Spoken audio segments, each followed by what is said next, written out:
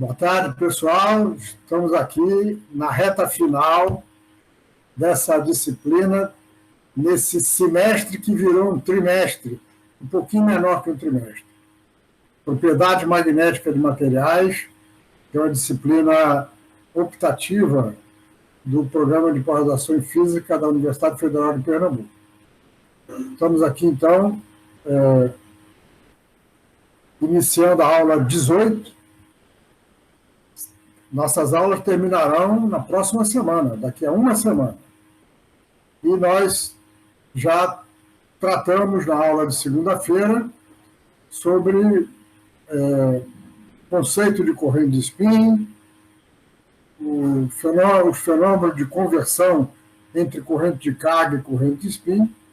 Então, nós vamos agora apresentar um outro fenômeno novo, importante do ponto de vista físico, da física e também de aplicações. E vamos também apresentar um outro fenômeno também importante, que é o fenômeno de spin pumping. De modo que na próxima semana nós cobriremos esses últimos sessões, as últimas sessões desse capítulo. Vamos, então, tratar do fenômeno de torque de spin.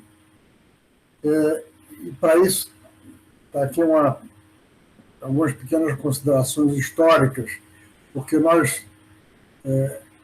esse assunto surgiu com a ideia de corrente elétrica polarizada em spin. A primeira vez que isso foi mencionado foi por um dos pais da física do estado sólido, Sir Neville Mott, o inglês. Tem um livro que foi o primeiro livro de física de materiais.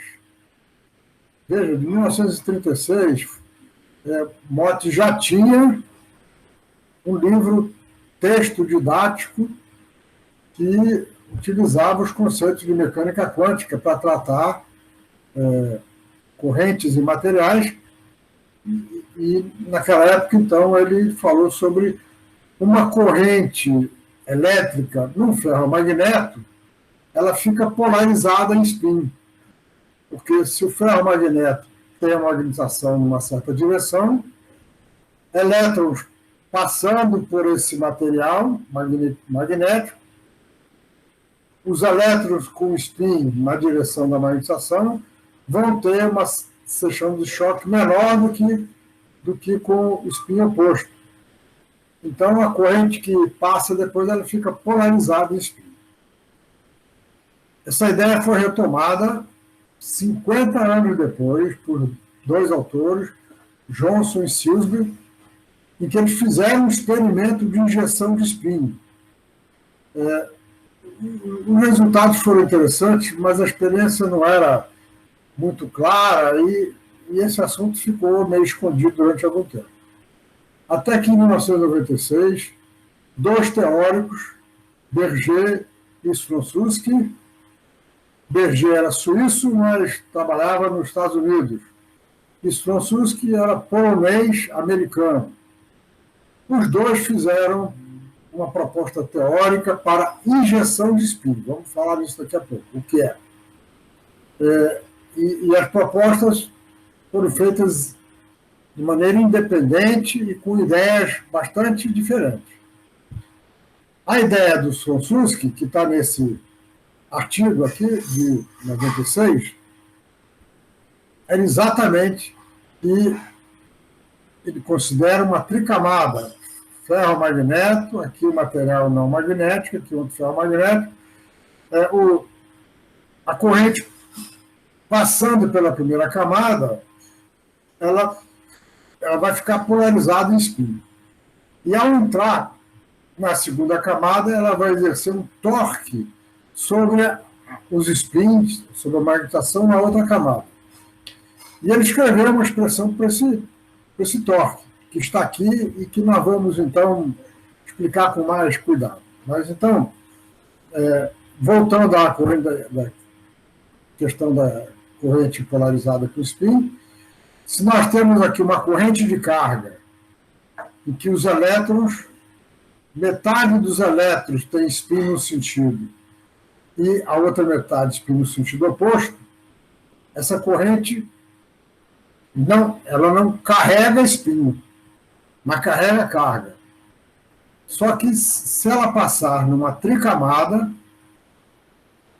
material não magnético, que ferromagnético e não magnético, os elétrons com spin opostos à magnetização vão ter uma seção de choque na interface maior do que os elétrons com spin na direção da magnetização, representado aqui pelo tamanho aí da seção de choque. Então, a corrente que atravessa por completo, ela vai ter mais elétrons na direção com spin na direção da magnetização do que no sentido oposto. Então, uma corrente como essa era chamada polarizada de spin. Em 1996, ainda não havia a ideia de corrente pura de spin, que nós tratamos na última aula. Então, a ideia básica foi de uma corrente polarizada de spin, que pode ser vista como a soma de uma corrente de carga com uma corrente de spin. Então, a ideia do Strossowski é que, vamos dizer agora que nós temos uma tricamada, ferromagnética, não magnética e ferromagnética. E a corrente, então, atravessa essa tricamada. Ao passar pelo primeiro material ferromagnético, que está magnetizado nessa direção, a corrente vai ficar polarizada em spin. Então, está aqui uma representação. Estamos colocando apenas um spin, naturalmente, para facilitar. E estamos considerando que essa camada não magnética tem uma espessura muito menor do que o livre caminho médio, de tal maneira que o spin, o elétron, não sofre colisões aqui. Então, veja o que acontece quando esse elétron chega na outra camada ferromagnética. Estamos considerando que a outra camada está com a magnetização na direção vertical. Ora, entra um elétron aqui com o spin nessa direção, fazendo um certo ângulo, mas aí tem que sair um elétron do material, certo? Porque os elétrons não vão acumular aí. Então, o elétron que sai, ele tem um spin que ele tinha anteriormente. Eu vejo que o resultado disso, se sai um elétron com spin na vertical e entra um elétron com spin inclinado, o spin resultante vai sofrer, vai sofrer uma variação que está indicada aqui, que eu estou chamando de delta S2. E a variação corresponde ao spin de um elétron, que é um meio de H cortado. Então, vamos escrever a variação por tempo, ou seja, a taxa de variação por tempo do spin total, da soma dos spins. Vai ser o H cortado sobre 2, seno de θ é esse ângulo daqui, vezes o número de elétrons que está atravessando, por unidade de tempo. Ora, número de elétrons vezes H cortado é momento angular. Momento angular por unidade de tempo então, é o ds/dt. O S2 é o momento angular. Ora, a derivada do momento angular em relação ao tempo é um torque pela lei de Newton, como nós sabemos. Então, isso significa efetivamente que os elétrons, ao chegar na camada ferromagnética 2, eles vão exercer um torque sobre esses spins. E o torque é exatamente ds/dt, pela lei de Newton. Então, nós vemos que o torque corresponde a uma variação em S nessa direção, que é a direção perpendicular a S2. Então, nós podemos escrevê-la como beta é um fator de proporcionalidade, J é a densidade de corrente que está atravessando, porque isso aqui veio do número de elétrons por unidade de tempo, e nós vamos considerar isso aí numa certa área. Né? E veja que para ter esse delta S2, eu preciso do produto vetorial. Então, a gente faz o produto vetorial de S com sigma, que é a polarização de spin, vetor S também. Esses dois produtos vetoriais vão dar esse S2 aqui, perpendicular ao S.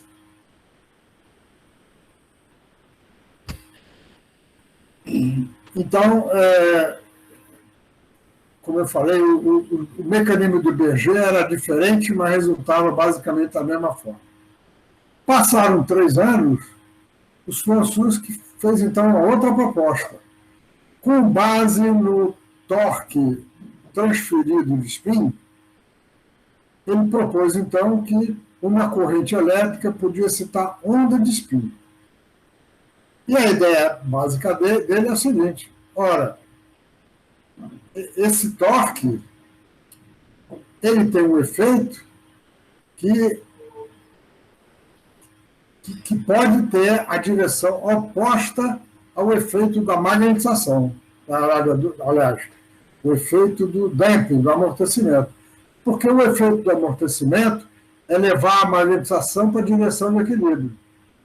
E como nós vimos, o efeito dessa corrente é, dependendo do sentido dela, é no sentido oposto. Então, ele diz o seguinte: quando esse torque for igual à taxa de relaxação vezes o torque transferido, isso aí vai resultar numa excitação de onda de spin. Mostrando de uma maneira um pouquinho diferente, ds/dt derivado do momento angular em relação ao tempo é um torque, escrevemos o torque da forma que tinha feito antes.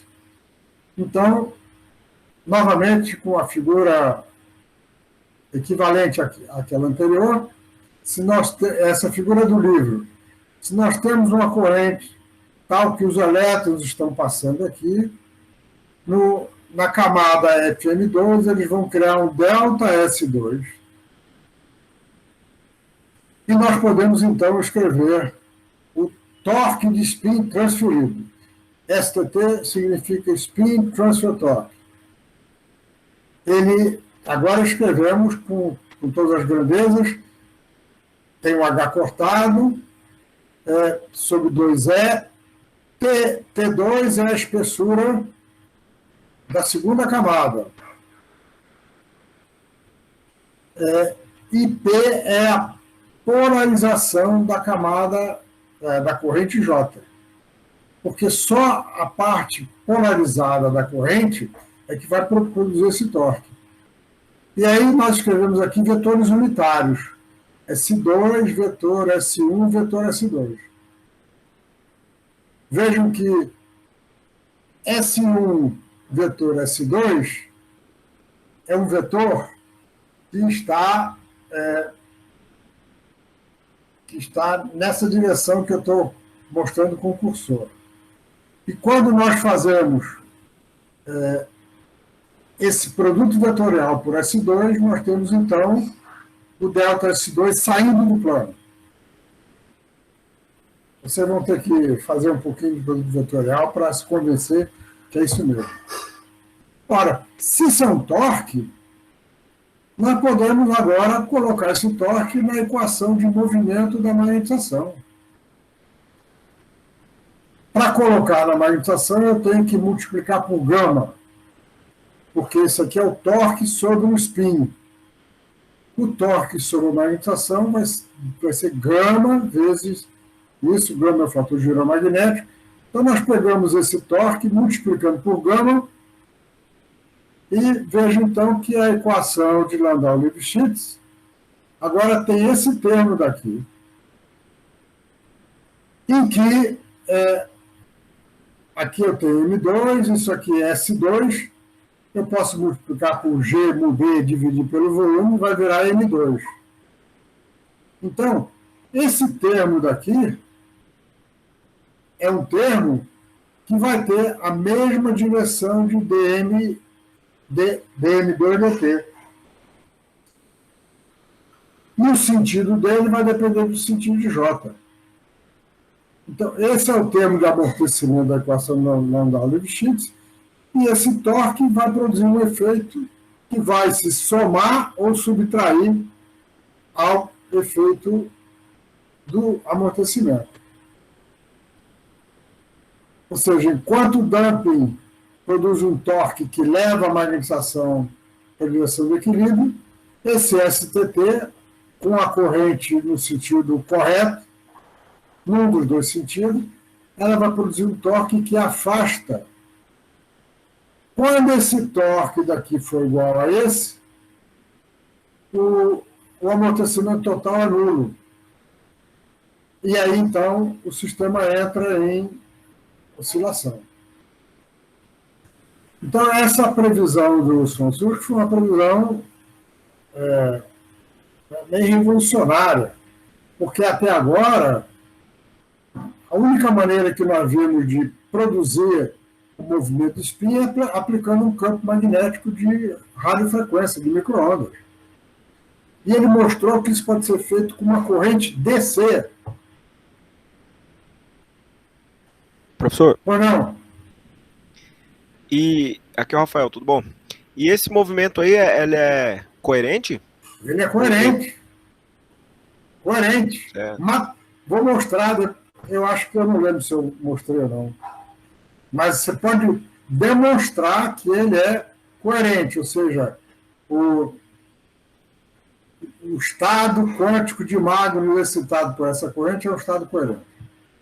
O livro tem a demonstração completa. Eu acho que eu não fiz para apresentar aqui, não. Mas vou falar nela. Ok, obrigado. Então, durante alguns anos, os pesquisadores ficaram tentando fazer esse experimento. Nós aqui no Recife tentamos muito. E chegamos a fazer uma demonstração, um experimento que saiu no Physical Review Letters, mas não era uma observação direta, era uma observação indireta. Mas o interesse era tanto que nós conseguimos publicar no Physical Review Letters. Até que em 2004, portanto, 5 anos depois do trabalho do Wilson-Suzuki, esse grupo do NIST fez um experimento em que eles têm apenas um filme de ferro-cobalto, e o que eles conseguiram foi fazer uma ponta de prova com uma ponta nanométrica, que é o que nós não conseguimos fazer. Por que a ponta de prova nanométrica? Porque nós vimos no slide anterior que o torque é proporcional a J. J é densidade de corrente. Então, a gente precisa de corrente numa área muito pequena para ter uma densidade suficiente para anular a perda. Então, eles fizeram um experimento pelo qual aplicam uma corrente, e com uma corrente de 4 mA aplicada aqui era um disco pequeno, mas era um disco com milímetros de dimensão. Com a corrente de 4 mA, apareceu uma certa oscilaçãozinha. A saída do experimento vai simplesmente para o analisador de espectro. Aí eles aumentam a corrente, o pico fica mais claro, mas a frequência é menor. Aumenta mais a corrente, o pico fica mais alto e a frequência diminui. E assim por diante, até que, a partir de uma certa corrente, começa a diminuir, porque começa a ver o efeito do aquecimento. o aquecimento aumenta, o amortecimento, e aí diminui. Isso é uma característica dos experimentos. Você só pode levar a corrente até um certo valor, porque depois entra o aquecimento. E eles, então, fizeram um gráfico da corrente do pico em função da corrente. E isso aqui foi muito intrigante. Eles demonstraram que as ondas de spin são excitadas, mas não conseguiram explicar por que a frequência varia com a corrente.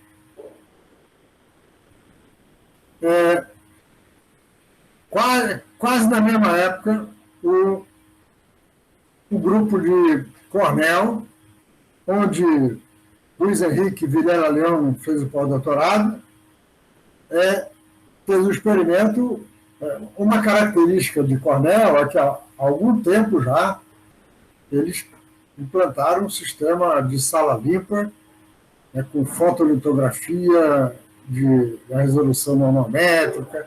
Isso era um diferencial dos laboratórios dele. Então, eles fizeram o que a gente chama de nanopilar. Nanopilar.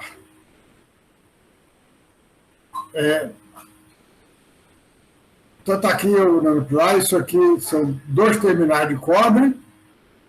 Aí tem um filme de permalói, que é ferromagnético. Um filmezinho, uma camadinha de cobre, que deixa passar a corrente. Outro de permalói, mas botaram em cima do antiferromagnético, irídio manganês. De modo que, quando passa a corrente aqui, na verdade, os elétrons vão no sentido oposto. Então, os elétrons passam na camada de permalói, que está presa pelo oxígeno de baia no irídio manganês. Ao passar pelo permalói preso, eles vão ficar polarizados em spin, e aí na outra camada de permalói, eles observam o efeito. Então, eles fizeram o seguinte.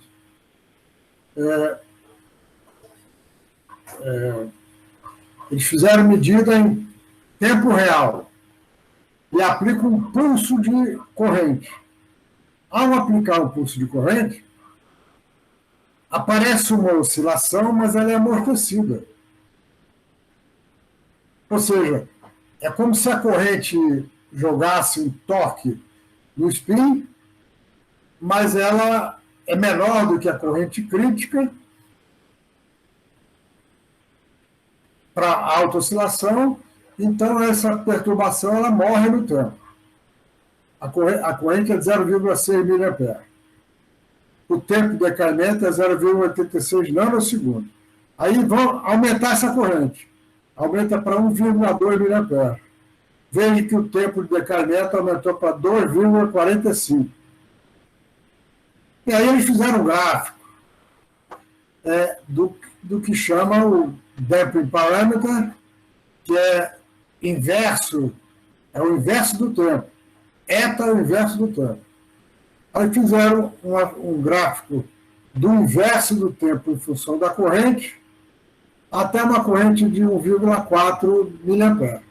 Então, o que nós vemos aqui? É que o amortecimento resultante, que é a soma do amortecimento intrínseco descontada o efeito do torque, ela vai diminuindo com o aumento da corrente.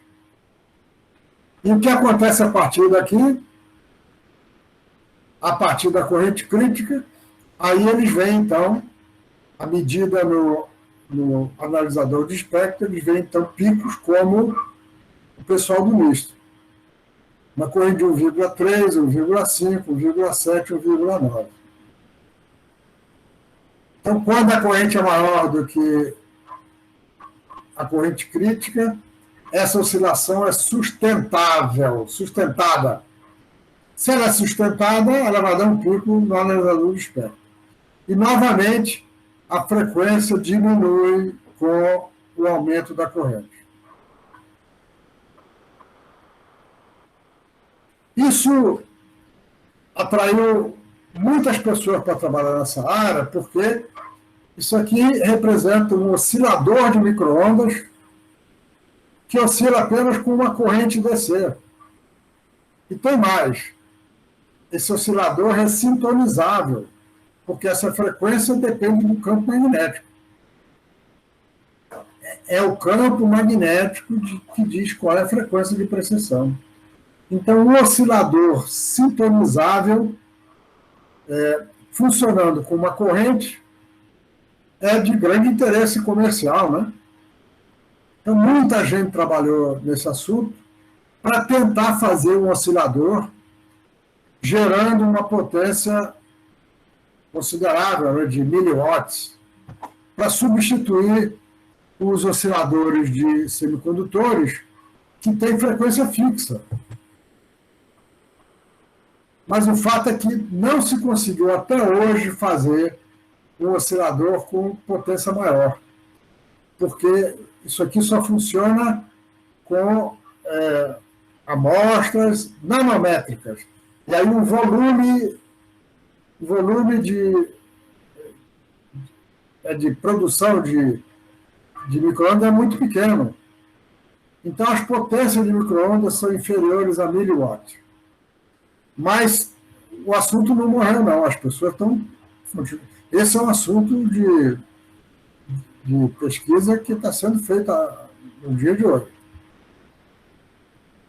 Bem, ficou na mesma hora. Assim que essas experiências foram publicadas, nós que tínhamos tentado fazer o experimento e não conseguimos, nós vimos que nós tínhamos a explicação teórica. Embora a gente não tivesse experimento, teríamos a teoria. E nós só estávamos acompanhando esse trabalho porque nós estávamos envolvidos com a experiência. Então, vou mostrar aqui a explicação teórica. Nós temos aqui elétrons que passam pela camada presa, PL, quer dizer, Pin Layer. Aqui é uma camada espaçadora e aqui a camada livre. Nós podemos escrever, nós temos então que escrevemos a equação para o operador de spin no sítio I, mas o operador S+. A partir do torque, é fácil ver que ds/dt é o torque, e o torque é beta JS. O torque, nesse sentido aqui, vai ser dado pela... Veja, nós tínhamos um produto vetorial de S's. Então, a componente que vai dar S+, vai ser o produto SZ/S+. E que o beta é o mesmo parâmetro que a gente tinha no slide anterior. Nós agora substituímos o operador de spin pelo operador de Magnus, fazendo o que vocês já sabem fazer, e o resultado é simples. dC/dK é beta JCK. E está evidente que isso aqui tem a forma do termo de amortecimento, só que tem um sinal positivo. Então, colocamos na equação de movimento, dC/dt, apenas com hamiltoniano livre, então aparece menos I⍵K dCk, menos ⍵k CK, que é o termo de amortecimento, mas agora acrescentamos esse termo. Como ele é positivo, entrou aqui com o sinal negativo. Está claro, então, que para esse sentido de corrente, o ΔJ diminui a taxa de relaxação.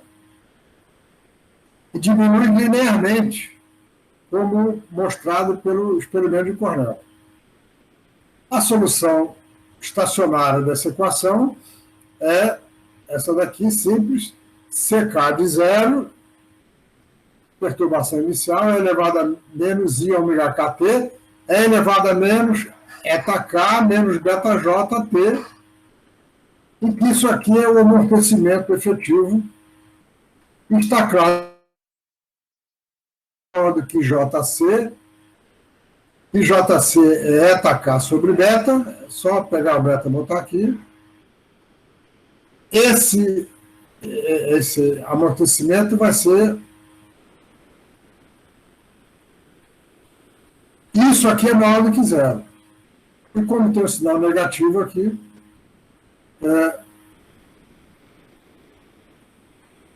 isso, como tem o sinal negativo aqui, então... Não, peraí, desculpa.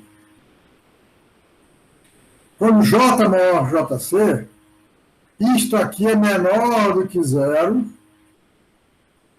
e com o sinal negativo fica maior do que zero. Então, o conjunto não é só esse pedacinho, não, é o conjunto, incluindo o sinal negativo que está na exponencial, vai ser maior do que zero, e, portanto, a amplitude cresce. O ℏk eu posso escrever como sendo ℏ0 mais o termo de Gilbert ômega k, e temos então uma expressão para a corrente crítica. A corrente crítica é o JC vezes a área, aqui a área,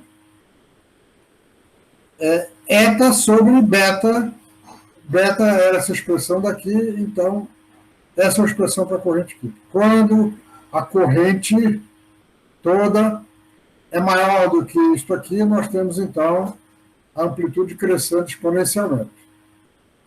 Ora, ela vai crescer exponencialmente, mas não vai crescer, não pode crescer para o infinito, né? E nós já sabemos o que a gente precisa fazer para isso não acontecer. É introduzir aqui a interação de quatro mágnos, não só a interação de quatro mágnos. Nós precisamos introduzir aqui no SZ a outra parte, porque SZ é S menos AI Degger AI. Ao passar daqui para cá, nós desprezamos o termo AI Degger AI. Mas ele está aqui também. Então, ele vai dar essa contribuição. E a interação de quatro mágnos vai dar, então, aquele termo já conhecido, em que TK vem da interação bipolar, que é gama 6π NF sobre NS. Então, nós podemos escrever essa equação desta forma. Agora, veja o seguinte. CK Degger CK é o número de mágnos. Então, nós pegamos esse termo daqui, que está com... Ele tem a unidade imaginária aqui. Nós levamos esse termo aqui para dentro, porque aqui tem a unidade imaginária, isso aqui nós escrevemos como NK, então nós temos TK, NK, e aqui está o CK, o outro lá. Então vejam que coisa óbvia. Agora, a interação de quatro mágnos vai contribuir para mudar a frequência. E esse outro termo daqui, que também vou escrever como N, ele vem aqui para dentro. Ele vem aqui para dentro, na hora que eu escrevo isso como NK. Então, o que ele representa? Representa o seguinte: à medida que o número de mágnos excitados aumenta, esse fator aumenta e ele, então, diminui o efeito do torque.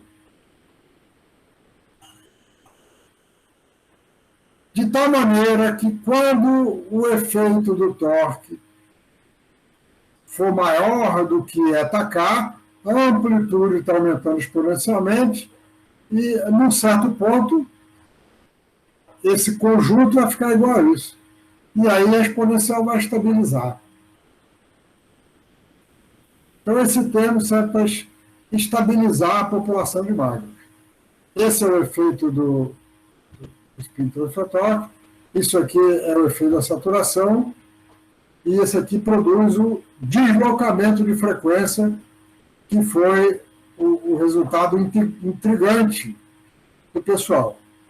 E por que isso apareceu aí e não apareceu em outros experimentos? Pelo seguinte: TK, que veio da interação de 4 mágnos, tem um denominador que é NS. N é o número de spin na amostra. Se eu tiver uma amostra milimétrica, o N é muito grande e a interação de 4 mágnos não é tão importante. Agora, se eu tiver uma amostra nanométrica, o N cai bastante, ele fica da ordem de 10 a 8, 10 a 7, por aí. E o N caindo, o TK aumenta, e por isso esse deslocamento de frequência é importante nesses experimentos, porque os experimentos são feitos com amostras nanométricas.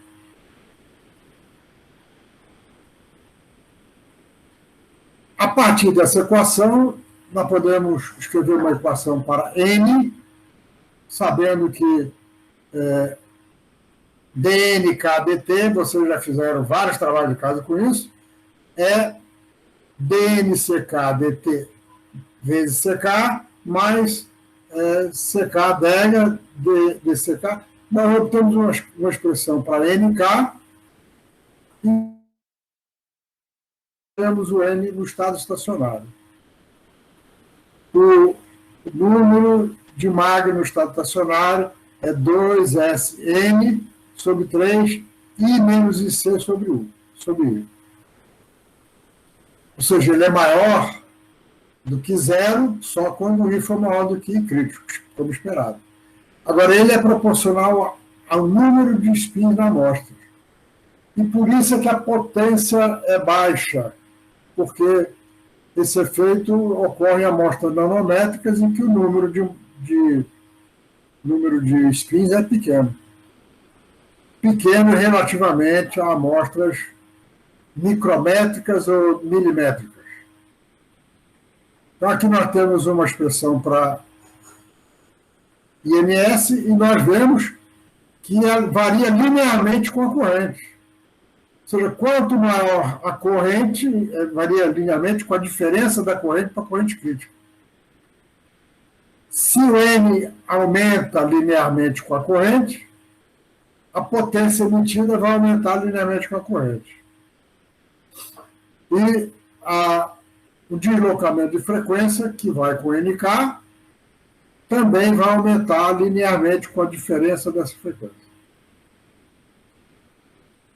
Os mágnos, como eu falei, eu não vou demonstrar aqui, mas a demonstração está feita no livro. Os mágnos excitados por corrente DC, pelo efeito da interação de 4 mágnos, eles se tornam um estado coerente para correntes um pouco acima da corrente crítica.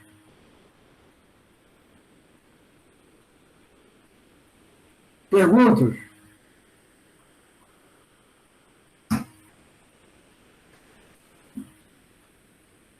Comparação com os experimentos. Aqui o experimento do Ripper e está aqui, a gente escreve aquelas equações, resolve as equações numericamente e calcula a transformada de Fourier.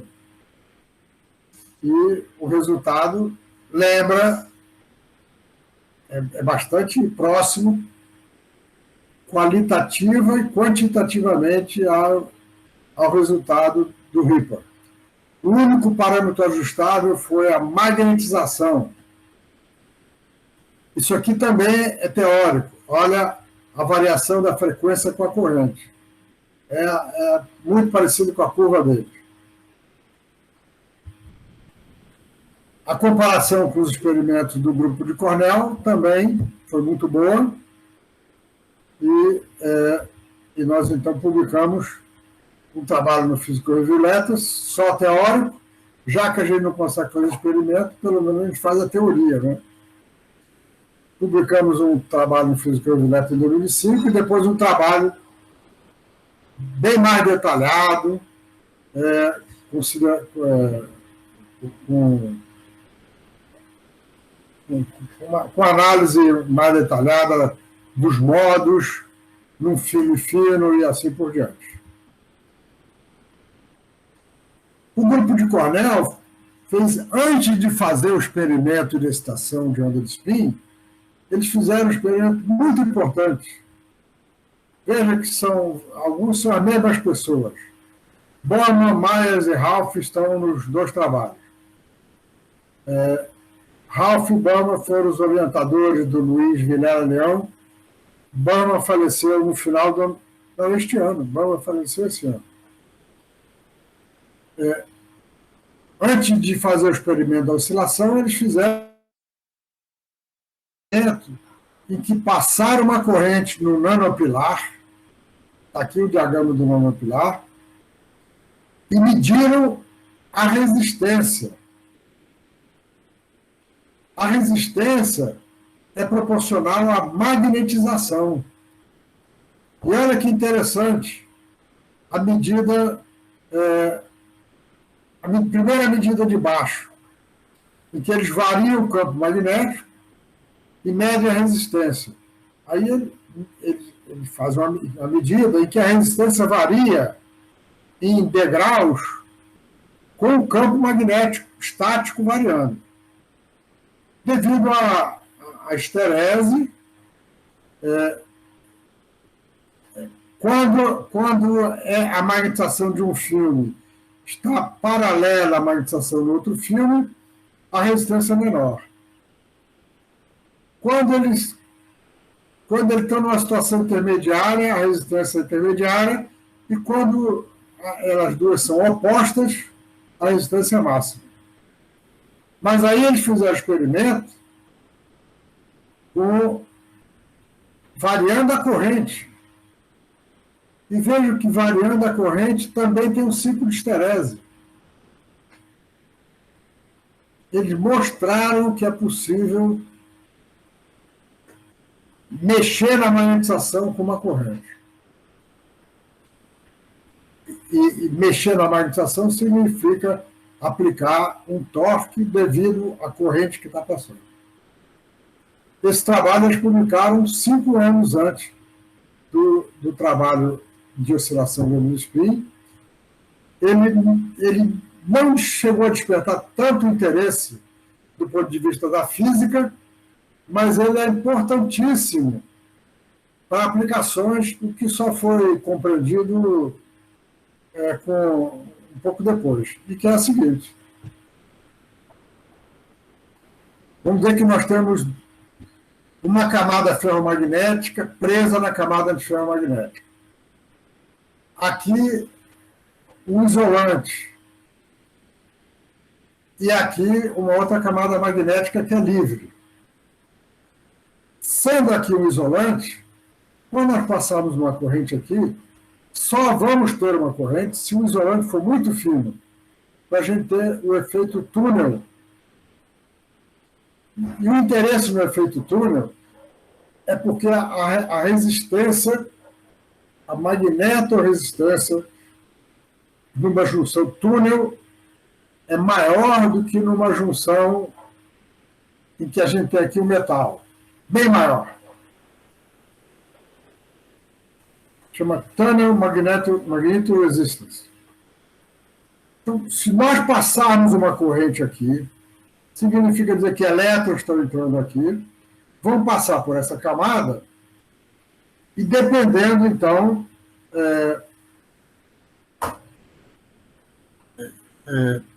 eles vão então exercer um torque transferido nessa outra camada.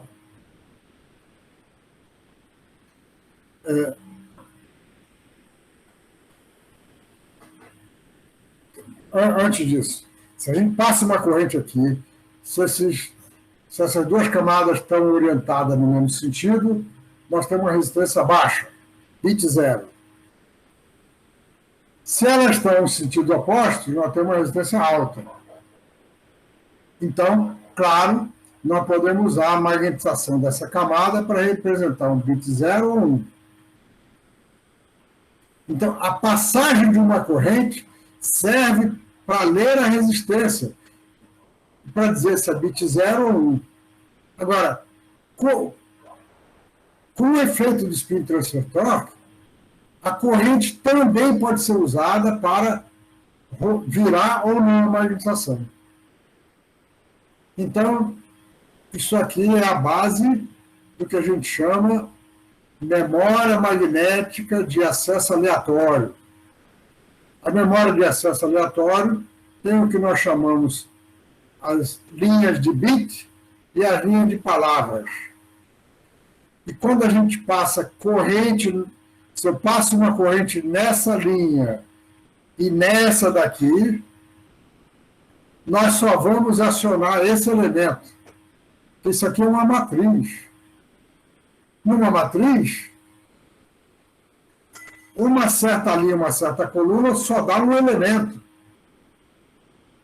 Então, nós podemos gravar um bit zero, nós podemos, digamos assim, tendo ele completamente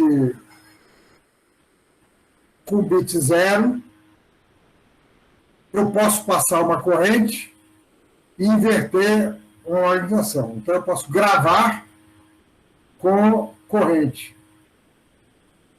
Para isso, a gente tem que usar uma combinação das duas correntes. E nós podemos fazer uma leitura passando a corrente. Então, essa é uma memória magnética que não usa campo magnético, só usa corrente. Em 2010, a Samsung lançou uma memória de acesso aleatório feita dessa maneira,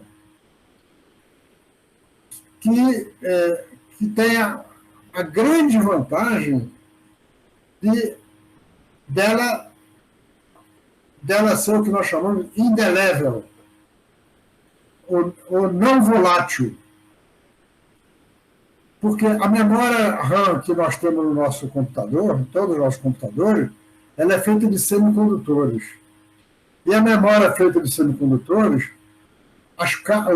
os capacitores se descarregam em dezenas de milissegundos. Então, o computador tem que ficar permanentemente regravando.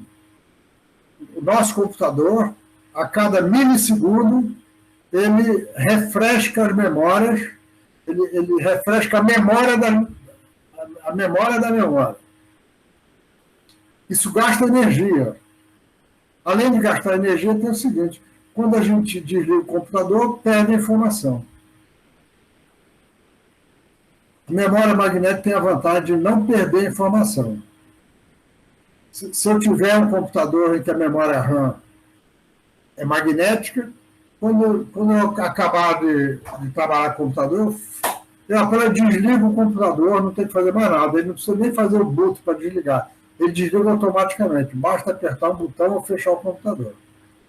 E quando a gente abre, ele volta onde a gente estava. Porque o que nós estamos vendo no computador a cada momento é o que está na memória RAM. Memória RAM é a memória de processamento o tempo todo. E, como eu disse, ela tem que ficar sendo refrescada. Só que essa memória RAM, além de exigir uma corrente mais ou menos alta para a sua operação, a densidade dela não era muito grande. Então, elas começaram a ser usadas em aplicações específicas. Em satélite, por exemplo, elas são usadas em satélite, porque satélite tem dificuldade com semicondutor, porque um satélite lá em cima fica recebendo raios cósmicos, e o raio cósmico estraga o semicondutor. Ele joga. Só que, nos últimos anos, a física, a investigação básica, mostrou que é possível ter torque de spin, em vez de ser com a corrente atravessando, é a corrente no plano. Uma corrente no plano faz isso. Não precisa da corrente atravessar. Ou seja, uma corrente passando aqui no plano, ele vai produzir um torque interfacial. Por exemplo, tem dois mecanismos para isso. Os dois mecanismos são os dois que nós estudamos na última aula. Se eu passo uma corrente aqui, pelo efeito spin Hall, ela cria uma corrente de spin aqui. E essa corrente de spin pode fazer esse papel. O outro mecanismo é o mecanismo Rashba-Edelstein, no qual a corrente na interface já cria uma corrente de spin perpendicular. Então, os dois efeitos que nós estudamos na última aula são a origem do que chama Interfacial Spin Torque. Esse é um assunto relativamente novo. Esse aqui é um artigo de revisão, tutorial, publicado em agosto. O Journal Applied Physics, desde 2017, acho que vocês sabem, ele passou a ter artigos tutoriais e artigos de perspectivas, que são muito interessantes, porque eles são escritos para quem está entrando na área ou para quem não tem muita informação. E o principal autor desse artigo é o Mark Stiles, que é do NIST e que é um teórico de mão cheia, mas que faz teoria para experimentos. Então, o STT tem aplicação comercial. Em 2018, duas empresas, e também a Evspin, lançaram outra memória RAM, baseada em Interfacial Spin Torque, que tem uma capacidade muito maior e que tem um consumo de energia muito menor e que tem perspectiva de passar a ser usada nos computadores comuns. A desvantagem dela no momento é que ela é mais cara do que de semicondutores.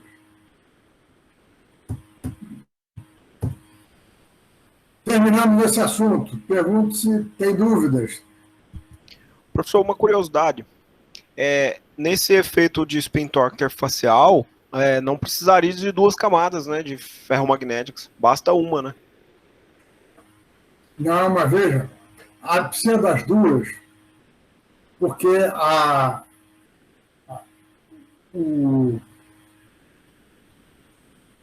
o bit 1 e o bit 0 depende da orientação relativa das camadas. Ah, é verdade. É verdade. Então, ela precisa, sim. Tá certo. Eu tinha pensado só na questão da polarização, porque ela já receberia a corrente polarizada, né? Mas né? Se não tiver outra camada, não tem a referência. Isso. Não, tem razão. Tá certo. Beleza, professor. E, professor, também uma curiosidade, por que nos artigos originais eles usavam aqueles nanopilares e não os pinos puros?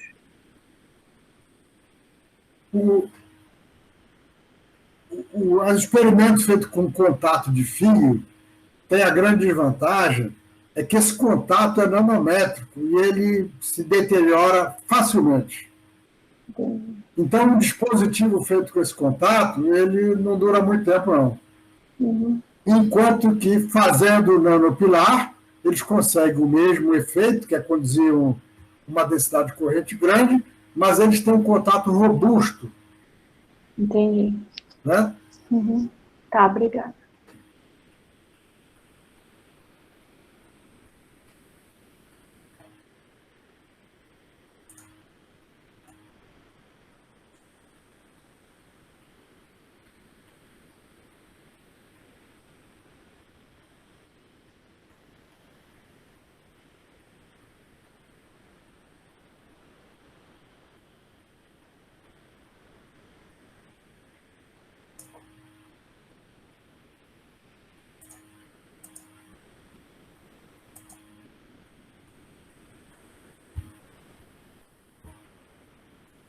Assunto novo.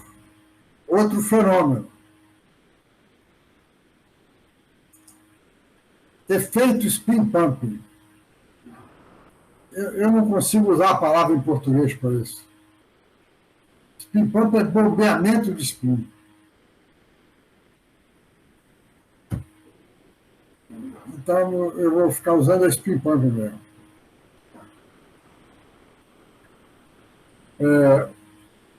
Esse efeito foi previsto, teoricamente, por esse time internacional. Muito ativo desde então e vai continuar ativo por algum tempo. Serko Viniak é um ucraniano, professor já há alguns anos na UCLA. Arne Bratas é um norueguês, professor na Noruega. Eles estavam fazendo pós-doutorado nos Estados Unidos. E Gerrit Bauer, professor na Holanda. E os três são muito ativos em espintrônica, deram grandes contribuições. Em 2002, eles propuseram um fenômeno novo, que é o seguinte: spins em precessão na camada ferromagnética, eles injetam uma corrente de spin na camada não magnética. Por quê? Porque se os spins estão em precessão, isso significa dizer que o momento angular está sendo bombeado aqui. E ele é bombeado, naturalmente, de forma oscilante. Então, o momento angular ele é bombeado de forma oscilante, mas ele vai ter uma média DC. E essa média DC, digamos assim, vai produzir uma corrente de spin na camada não magnética. E o que eles entenderam é que os elétrons que são jogados aqui, eles têm uma probabilidade de atravessar a interface. Então, eles chamaram disso de efeito spin pump. E a principal previsão deles foi a seguinte: o spin pump resulta numa saída de momento angular. E uma saída de momento angular significa uma fonte adicional de amortecimento. Então, o efeito que eles propuseram foi amortecimento por spin pump. Mas eles mostraram que a prestação de spin produz uma corrente de spin e demonstraram, na verdade, uma expressão para essa corrente de spin. H cortado sobre 4πm. G é uma grandeza sobre a qual eu vou falar. M só para uniformizar. M, dm, dt. É preciso ter o componente que varia no tempo para poder ter para ter o efeito da precessão. Isto aqui é a parte real de uma grandeza que eu vou definir, e essa é a parte imaginária. E a parte imaginária tem apenas um termo. Esse G chama Spin Mixing Conductance. O nome em português também é muito grande, a condução de mistura de spin. Não vale a pena dar um nome em português para isso. Até porque a gente não escreve quase em português, só escreve em inglês mesmo. Né? Então, o que é essa grandeza? Essa grandeza é a grandeza que me diz quanto da variação da magnetização, porque variação da magnetização é variação do momento angular. Quanto da variação do momento angular passa para o outro lado. Quem diz quanto passa é esse G. Então, esse G está relacionado com o que a gente chama a refletividade ou a transmitância do elétron. Um elétron, quando ele passa de um meio para outro pela interface, ele vai ter uma probabilidade de ser refletido ou de ser transmitido. E essa probabilidade depende dos spins. Então, o G a parte real do G, veja esse mais menos aqui é o símbolo do G. A parte real vai ser dada pela diferença da refletividade do elétron com spin para cima e spin para baixo, ao quadrado, para ter probabilidade. Mais a diferença das transmissividades.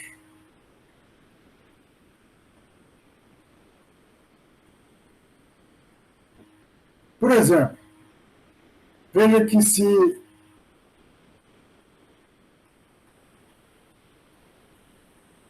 eu tivesse um bloqueio completo para spin, para elétrico, spin para baixo, isso aqui seria 0. Não, isso aqui seria 1. Isso aqui seria 0. Então, o GR seria 1 meio. Então, eles mostraram que o G, os semiconductors, tem uma componente real, uma componente imaginária. A componente imaginária é pela parte imaginária dessa refletividade e da transmissividade. Não dá para nós entrarmos no detalhe da dedução microscópica, porque é muito longa. E nós aqui vamos ter que concentrar nos efeitos, caso contrário, a gente não consegue avançar muito, né? Então,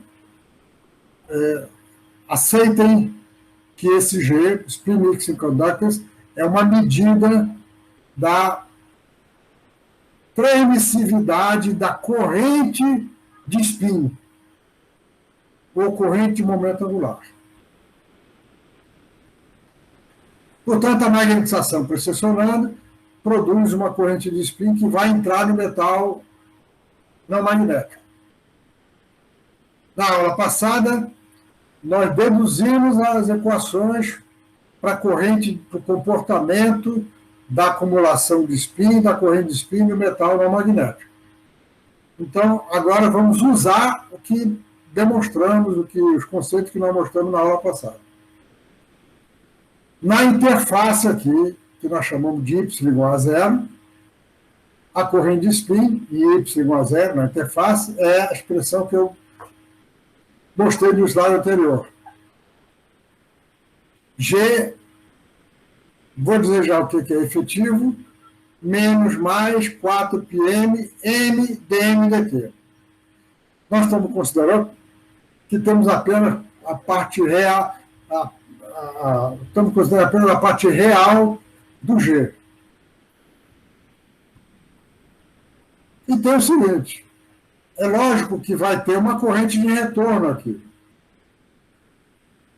Se tem uma corrente de momento angular entrando, sendo jogada para aqui, vai ter uma corrente de retorno. O paper do time internacional demonstra que a corrente de retorno é a parte real dos spin mixing conductors, sobre 4π, vezes a acumulação de spin na interface. Porque a corrente de spin que está chegando aqui, ela está produzindo uma acumulação de spin na interface. E essa acumulação de spin, então, está se difundindo e produzindo essa corrente.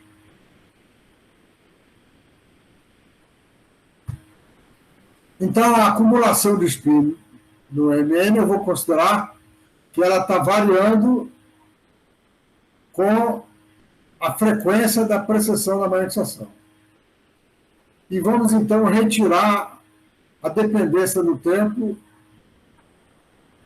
para ficar com a dependência em Y. Queremos calcular a variação com Y. Ora, como vimos na aula passada, a acumulação de spin obedece uma equação de difusão. S dt foi substituído por I ômega IS, coeficiente de difusão, e aqui o coeficiente de spin flip. Então, precisamos resolver essa equação para a camada não magnética. Ora, ficou simples, né?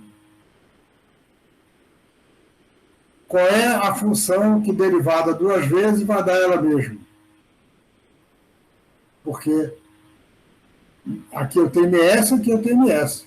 A função que derivada duas vezes vai dar MS é uma função exponencial. Vai ter uma exponencial caindo com Y e outra subindo com Y.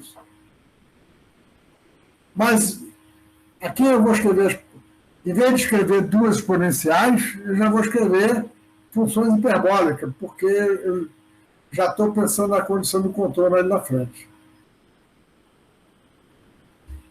A solução para MS é uma constante A a ser determinada, cosseno hiperbólico do kappa, o kappa é essa daqui, definido na última aula, raiz quadrada de 1 mais I tal T spin flip, dividido por lambda n, que lambda n é o coeficiente de fusão.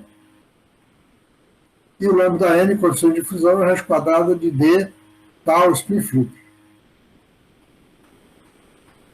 Escrevemos dessa forma porque nós já sabemos que um deles vai dançar na condição de contorno. A partir do MS, calculamos a corrente de spin. A corrente de spin é o meio do H cortado de densidade de estados, gradiente de MS. Gradiente de MS, como só tem componente Y, a derivada do cosseno hiperbólico vai dar um cosseno hiperbólico. Então, o JS é simples. Ele vai ter a direção de Y, 1 meio, H cortado, D, densidade de estado, kappa, que saiu pela derivada, A, seno hiperbólico, mais B, cosseno hiperbólico. Então, essa é a expressão da corrente de spin resultante da difusão da acumulação de spin no metal não magnético. Repetindo, está aqui ela. E agora vamos aplicar as condições de contorno. Ora, Y igual a zero, essa corrente é a corrente de spin pump, líquida, que eu chamei de JS líquida. Líquida porque é a diferença entre a corrente incidente e a corrente de retorno. Agora, em Y igual a T índice N, a corrente de spin tem que ser zero, porque ela não passa para o outro lado. Se ela é zero, esse B daqui vai ter que ser zero. Por quê? Porque em Y igual a Tn, eu tenho cosseno hiperbólico de zero, cosseno hiperbólico de zero é 1. Mas ela tem que ser zero, então o B tem que ser zero. Então a condição de contorno em Tn dá o B. E a condição de contorno em Y igual a zero vai definir qual é o A.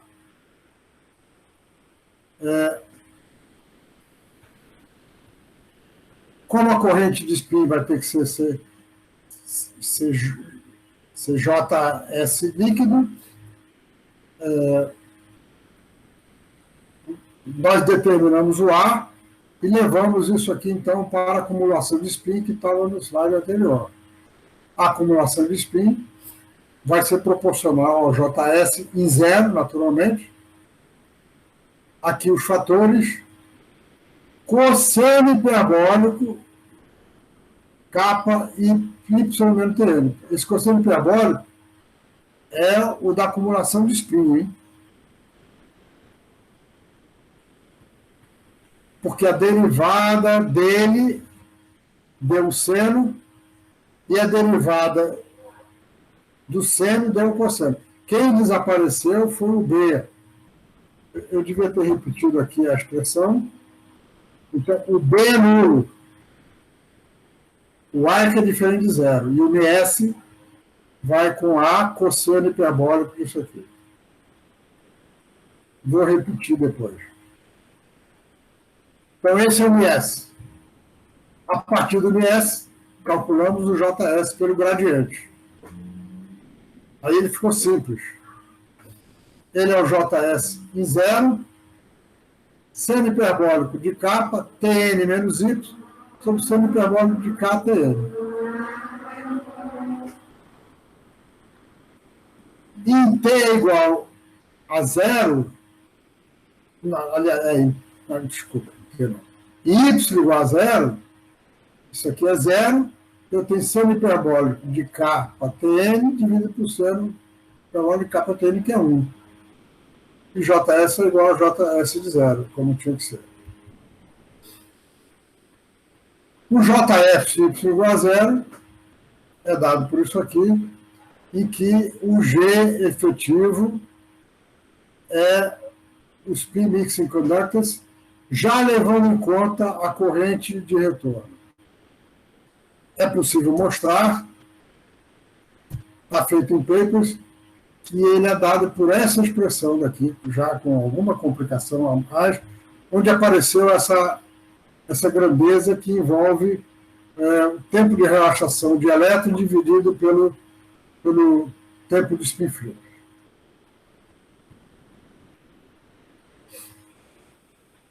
Então, esse é o JS. Com isso, eu tenho a variação do JS na camada não magnética. E com isso, nós precisamos fazer isso para obter esse spin mix conductance efetivo. E aí botamos esse termo daqui na equação da Lipschitz e vejam que ele tem a mesma forma da expressão do amortecimento. Mas ele se soma ao amortecimento. Ele é sempre negativo. Ou seja, uma corrente de momento angular saindo do material magnético representa um aumento na taxa de relaxação, de amortecimento. Damping. Disso aqui nós tiramos o alfa total. Esse alfa era o alfa de Gilbert. O alfa total passa a ser esse daqui. O amortecimento, o parâmetro de Gilbert, aumenta com esse termo daqui e, portanto, a largura de linha também aumenta. A largura de linha vai com o fator de Gilbert. A largura de linha aumenta e o aumento varia com o seguinte: H cortado, o ômega veio do DMDT, G efetivo, sobre 4πm, espessura do material. A espessura do material entrou porque essa corrente tem que ser a corrente de volume. Eu aqui tenho uma corrente por superfície. Torque, isso aqui representa um torque por unidade de área. Mas na hora que eu coloco na equação da magnetização, eu preciso de torque por unidade de volume, e esse é um efeito só na interface. Então, isso aqui mostra que a largura de linha vai ter um acréscimo, mas esse acréscimo varia com o inverso da espessura da amostra. Isso quer dizer o seguinte, vou falar isso daqui a pouco. Se nós medirmos a largura de linha de FMR de uma amostra qualquer, se depois nós depositamos uma camada metálica, a largura de linha aumenta, a diferença entre a largura de linhas as larguras de linha, vai dar informação sobre os P-mixing conductors. Isso aqui é uma forma de medir o G.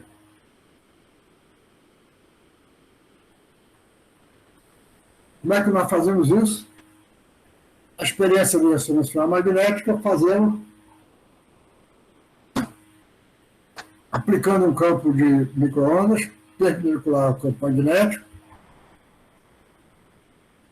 O campo magnético é produzido por uma eletroímã, a amostra colocada aqui numa montagem. Já mostrei essa figura para vocês.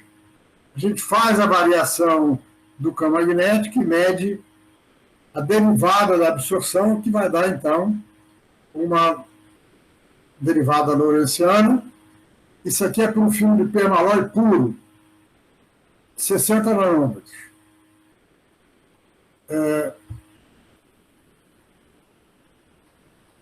Se fizermos o mesmo experimento com IEG, eu fiz uma inversão no slide, mas não tem importância. Se fizer com IEG, como nós mostramos, a largura do IEG é tão pequena que aparece alguns modos de onda de spin aqui. Isso aqui é um IEG puro. Quando agora nós colocamos uma camada de platina em cima do IEG,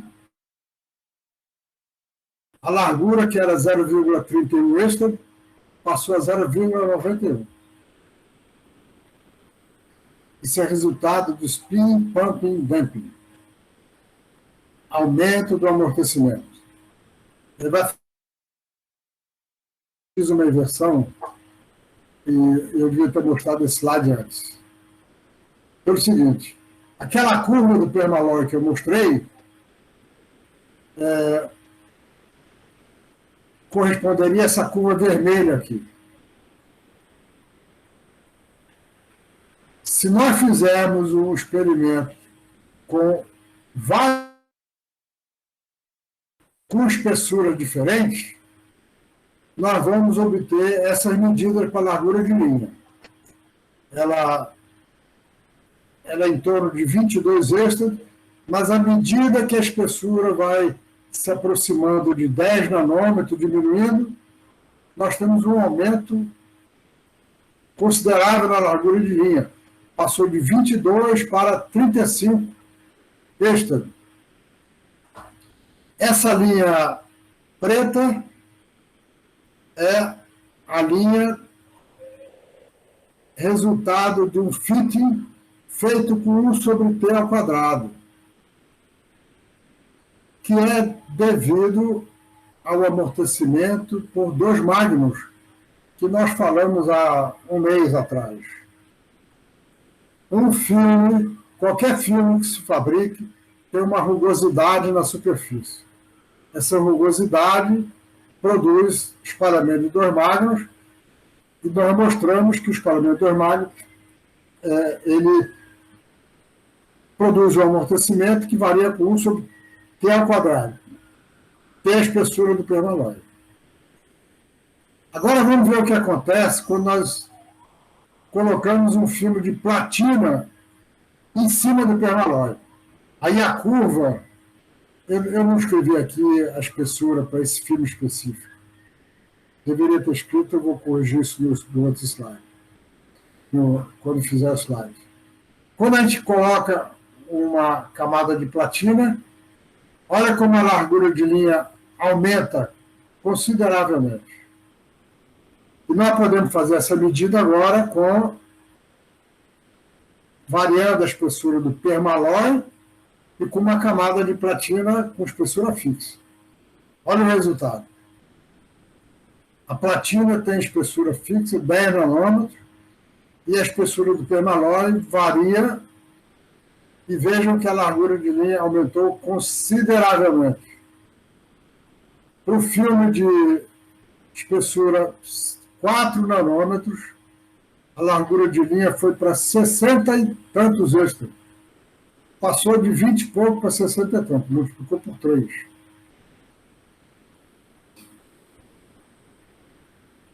Nós não fomos os primeiros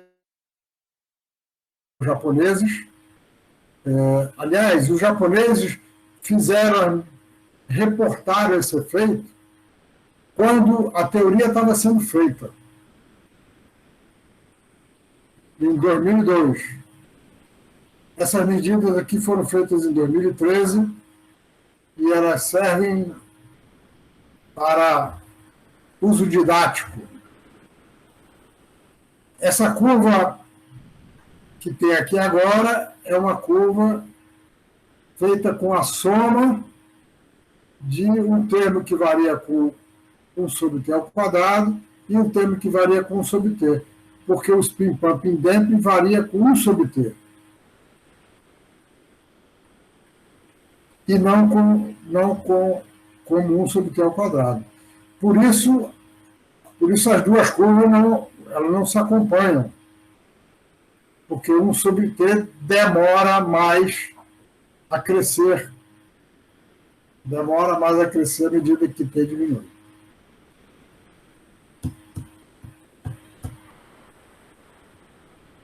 Professor, não tem dependência com a espessura da platina aí? Tem dependência, mas ela só aparece, Rafael, quando a espessura da platina é abaixo de 5 nanômetros e ela começa a ficar comparável com o comprimento de difusão. Luiz mediu isso com detalhe na tese dele. Ok, obrigado. E fazendo o filtro, a gente tira a expressão, tira o valor dos spin mixing conductors.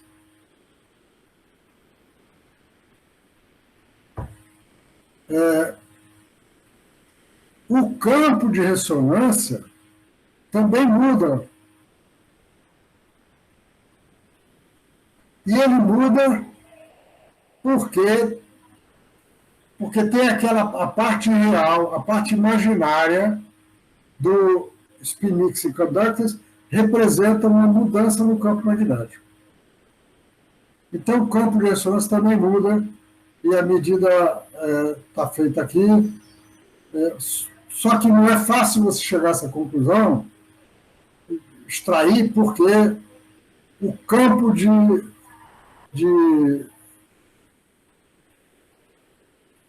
anisotropia de superfície também varia com o sobre T.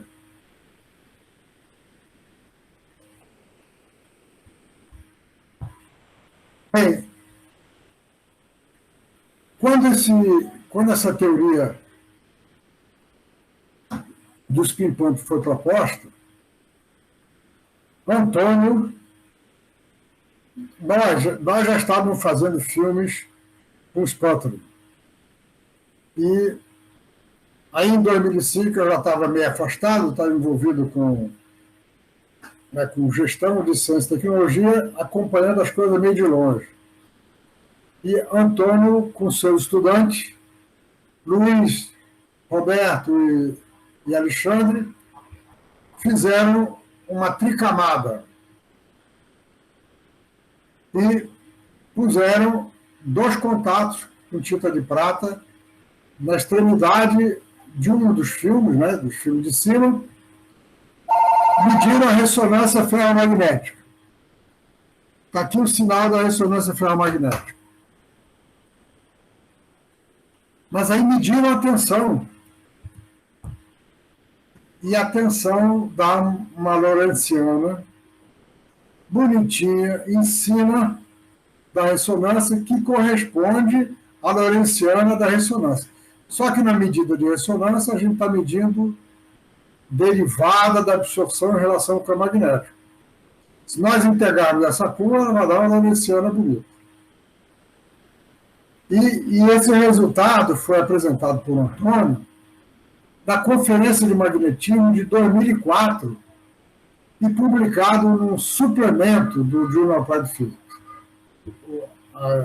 Os trabalhos de conferência ficam no suplemento, tem menos visibilidade, menos importância e tal. E vejam o título do trabalho.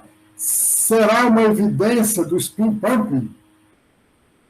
Porque até então, em 2004, não tinha uma evidência clara do spin pumping. As medidas foram feitas variando a potência de micro-ondas. O eixo horizontal é a potência, o eixo vertical é a amplitude, e a amplitude varia linearmente com a potência. E foram feitos com materiais diferentes. Tungstênio e tântalo dá uma tensão alta, não foi feito com platina. Paládio da menor e o cobre da pequenininha, mostrando que o efeito varia com o peso atômico do material. E na conclusão, nós dizemos que isso aqui foi identificado como resultado do spin pump. E que o mecanismo do trabalho do Brattais e seus auxiliares indicavam uma corrente pura de spin bombeada no material normal. E nós dissemos o seguinte: estamos convencidos de que esses dois efeitos aparentemente distintos podem são consistentes, podem ser tratados como o mesmo. Mas tem um problema, a gente não entendia como é que a corrente de spin virava a corrente de carga. Porque, mostrei na aula passada, que isso é feito pelo efeito spin-Hall inverso. E nós nem conhecíamos o trabalho do Hirsch, do efeito spin-Hall, não sabia o que era efeito spin-Hall, não sabia o que era efeito spin-Hall inverso. A explicação pela qual a corrente de spin gera uma tensão é simplesmente essa. A corrente de spin aqui vai produzir uma corrente de carga, a corrente de carga, pelo efeito spin-Hall inverso, produz uma tensão. Vamos então analisar isso quantitativamente. Aplicamos um campo de radiofrequência perpendicular ao campo estático.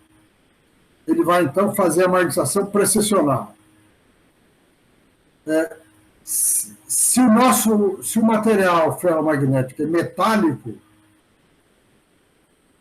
se ele for metálico, como é o permalloy, primeiro é preciso colocar a camada magnética, não metálica, não magnética, e colocar a camada metálica em cima,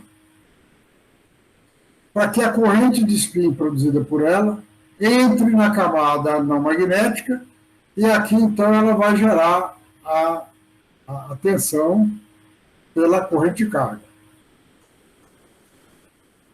Se o material ferromagnético for isolante, como é o caso do IEG, nós podemos botar a camada metálica em cima, para fazer o contato por cima.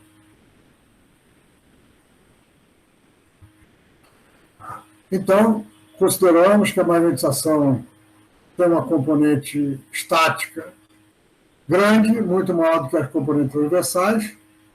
Se nós pegarmos essa expressão da magnetização, colocarmos na corrente de spin, a expressão que vimos antes, a expressão da corrente de spin pode ser escrita dessa forma: H cortado, ômega, G efetivo, sobre 4πm ao quadrado, imaginário de mx conjugado my. Só vão interessar as componentes transversais. E por conta desse produto vetorial pela derivada de m, a parte real vai ser dada pelo imaginário disso daqui. Então, para calcular essa corrente, nós precisamos calcular a magnetização. Consideramos, então, que tem um campo de radiofrequência, temos aqui o filme magnético, as equações de Landau-Lifshitz, com o campo magnético dipolar, vão dar essas duas equações, para mx e para my. Agora, se nós temos um filme, o campo dipolar na direção perpendicular vai ser menos 4πm my. Enquanto o campo dipolar na direção x, que é a direção do plano, é nula. Então, dessas duas equações, nós tiramos mx e my em função dos campos do campo de radiofrequência, que nós estamos supondo apenas ter a componente X. H0 está na direção Z, HDEF está na direção X. E introduzimos a dissipação fenomenologicamente.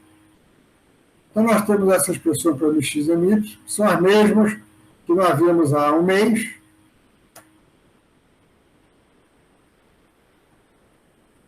Estão aqui elas.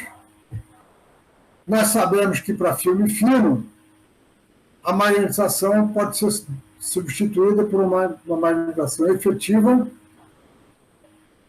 que é dada por 4πm, menos o campo devido à interação de anisotropia de superfície, que varia com o inverso da espessura. E que a frequência de ressonância de um filme é dada por essa expressão, onde aqui tem 4πm efetivo. E o eta zero está relacionado pela largura de linha, não apenas pelo gama ΔH, porque para um filme a variação da frequência não é proporcional a ΔH. Aqui, a variação da frequência não é proporcional a H, ao ΔH, porque ele é relacionado por H por essa expressão daqui.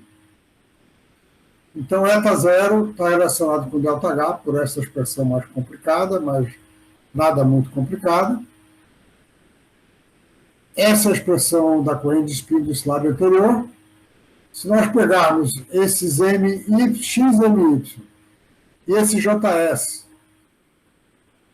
colocarmos aqui, nós temos, então, uma expressão para a corrente de spin, que é H cortado, ômega, GF. Esse é um fator, eu vou dizer qual é, sobre 16π, o campo de radiofrequência sobre ΔH ao quadrado. Porque as magnetizações são proporcional ao campo de radiofrequência. Como tem MX e MY, o HDRF vai ser proporcional ao quadrado. E HDRF ao quadrado é a potência. E ele aparece dividido pela largura de linha, onde esse L daqui é a função lorentziana. Que veio daqui, né? Isso aqui, para quando esse termo quando nós estamos próximo da ressonância, ômega é próximo de ômega zero, isso aqui vai dar ou melhor, quando a taxa de relaxação é pequena, isso aqui vai ser proporcional a... Para haver uma mudança nesse quadrado, a gente tem, então, uma lorentziana. Como nós estamos variando no experimento do campo magnético, o que nos interessa é uma lorentziana em termos de campo magnético, H. E esse fator P surgiu destas, aqui da taxa de relaxação, é dada por isso. Mas veja que a expressão é relativamente simples. P é um fator numérico, isso aqui é uma lorentziana, H cortado ômega, G é F. Então, a rigor, considerando que P é um fator numérico, tem três grandezas aqui. O G, os spin mix conductors, o campo de microondas e o ΔH. Isso aqui é para o JS. Nós agora precisamos, a partir do JS, calcular a tensão. Ora, esse é aquele JS que eu mostrei, o JS na interface. O JS na interface, ele vai criar uma acumulação de spin que entra na camada metálica. E nós já vimos que, ao longo da camada metálica, ele varia com o seno hiperbólico.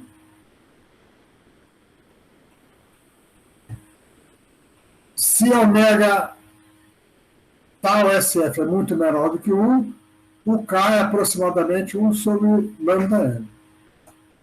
Então, o JS passa a ter essa expressão simples aqui. E o que ele diz? Ele diz que a densidade corrente está variando ao longo de Y na camada metálica. Ora, nós sabemos que o campo elétrico em cada ponto é a condutividade dividida. Não, desculpa. O campo elétrico em cada ponto é a corrente dividida pela condutividade. Então, o campo elétrico varia em cada ponto. Então, para calcular a tensão daqui até aqui, nós temos que integrar na direção Y e também na direção X.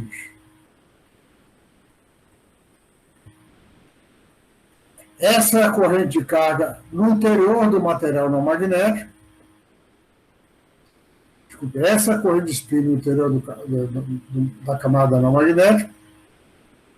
E o efeito spin-Hall inverso me dá a corrente de carga. Ângulo spin-Hall, JS vetor sigma e a conversão de unidades. Eu tenho que multiplicar por 2E e dividir por H cortado para passar de corrente de spin para corrente de carga. Integrando o campo elétrico que vem da corrente de carga, nós chegamos, então, à expressão para a tensão daqui até aqui. A tensão vai ser a resistência da camada metálica multiplicada pela largura da camada metálica, lambda n, que veio da integral aqui, 2E sobre H cortado, que veio daqui, θ de spin-Hall, tangente hiperbólica, que também veio lá da integral, de T, aqui faltou um N, é Tn sobre 2 lambda n. JS em zero, que é a corrente de spin pump, que veio do FMR, cosseno de φ, onde φ é o ângulo entre o campo magnético e o plano. Essa dedução está feita com detalhe no trabalho que foi a base da tese de doutorado do Luiz Vilela Leão, que resultou nesse paper publicado em 2011, e que é o paper do grupo que tem o maior número de citações em toda a história. Foram experimentos feitos com permalói, ferro-níquel, em cima da camada de platina. O Luiz variou a espessura do permalói e a espessura da platina, Rafael. E ele mediu tudo variando a espessura da platina também. E, como eu falei, a curva de tensão em função do campo magnético é uma lorentziana. E está aqui a lorentziana variando com a potência. Só que, se olhar com cuidado, ela não é exatamente a lorentziana. Está aqui a forma dela. E ela não é uma lorentziana porque, numa camada metálica, tem uma outra contribuiçãozinha. Isso é apenas por curiosidade para vocês. O livro nem fala nisso, eu acho. Fala em passando, fala um campo. É o seguinte, o campo de micro-ondas do permalói, o campo de micro-ondas do permalói está fazendo a magnetização precessionar, e a magnetização precessionando induz uma corrente de efeito Faraday. Isso chama indução clássica. E a indução clássica tem uma forma que é uma derivada de uma lorentziana. Então, a tensão completa é a soma da contribuição AMR, que nós chamamos, mais spin pump. E dá para ver isso claramente variando o ângulo do campo estático no plano da amostra. Para um certo ângulo, a contribuição de AMR é muito pequena, a linha lorentziana. Para outros ângulos, o AMR domina sobre o spin pump e a linha é quase uma derivada lorentziana.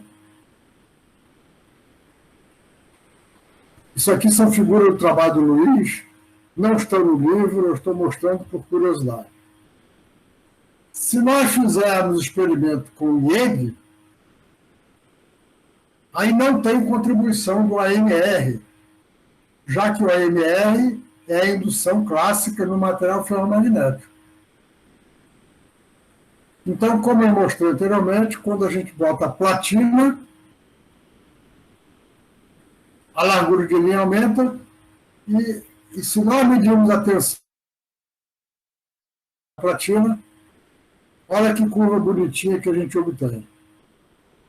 Para o campo magnético, neste ângulo que eu chamei de φ igual a zero, nós temos uma lorentziana, mas na verdade temos os piquinhos das ondas de spin estão aqui.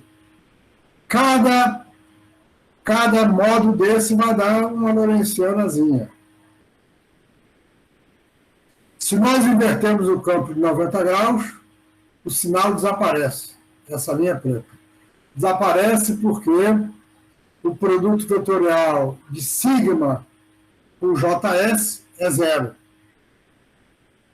E se nós invertermos o campo magnético, a linha inverte completamente, porque agora o sentido do sigma muda, ele fica oposto.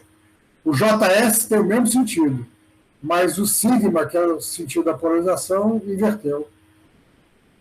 E, então, uma forma de confirmar se o efeito é o efeito do spin pump é variar o ângulo do campo magnético aplicado. Como variar o ângulo do campo é complicado, a gente varia a amostra, já que o campo magnético é produzido pelo magneto, mas a amostra nós podemos girar aqui.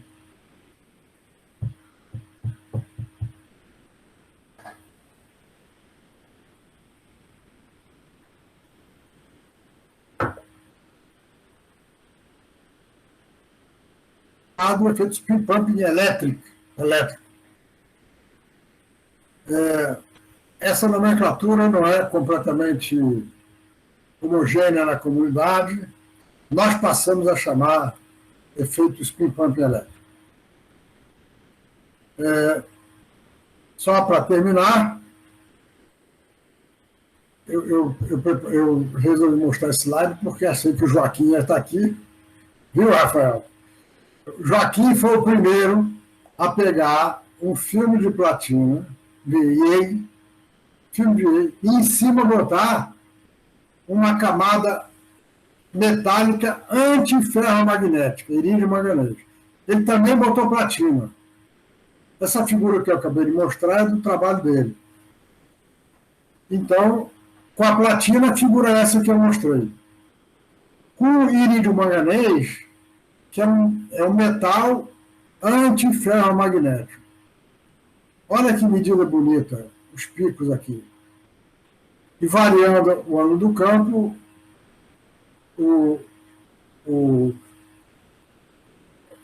muda a intensidade, o sinal de resposta, e a gente tem lorentzianas bonitinhas. Esse foi o primeiro artigo mostrando o efeito spin Hall no material antiferromagnético. Bem, chegamos então ao final, apresentamos dois fenômenos diferentes. O fenômeno do spin, o efeito do spin transfer torque, que é um torque que atua na magnetização, e o fenômeno de spin pumping. E veja, eu devia ter colocado isso no final, não botei. Eu vou preparar um slide para mostrar. Esses dois efeitos são recíprocos um do outro. Enquanto que o efeito do spin transfer torque produz uma precessão de spin. O efeito do spin pumping faz com que a pressão corrente de spin. O Gonzaga é recíproco um do outro. Eu bobeei, era para terminar essa aula com um slide mostrando esses efeitos recíprocos. Vou acrescentar nessa apresentação e vou mandar para vocês quando tiver o PDF. Os 4 problemas da nona lista são os 4 problemas do livro. Aí eu preciso fazer uma observação para os estudantes que estão. Esse é o 9º trabalho. Como eu disse a vocês, os trabalhos vão levar notas. Como eu preciso de 3 notas, como se fossem 3 provas, a cada 3 trabalhos tem uma média que dá uma nota. Então, esse 9º trabalho vai completar o trio para dar a 3ª nota. Só que eu ainda tem mais assunto para apresentar, né? Então, na próxima semana, nós vamos terminar a matéria na quarta-feira, e eu vou passar um 10º trabalho. E esse trabalho vocês poderão usar, quem quiser fazer. Ele é opcional completamente. Quem não fizer não vai tirar 0, não. Mas quem fizer, poderá, se quiser, substituir a nota mais baixa que teve durante o trimestre. Certo? O 10º trabalho, que vai ser sobre o assunto da próxima semana, vai ter um tempo menor para entregar. Quem fizer vai ter um bônus de poder substituir a menor nota. Mas o último trabalho compulsório é esse que está mostrado aqui. E ficamos por aqui por hoje. Eu sei que foi uma aula muito densa, mas eu sabia que isso ia acontecer no final, porque eu acho que para quem não tem conhecimento, é muita informação nova. Para quem tem conhecimento, como alguns dos estudantes que estão aqui, estudante do Antônio, vai ajudar só um pouquinho, talvez para eu entender algumas coisas.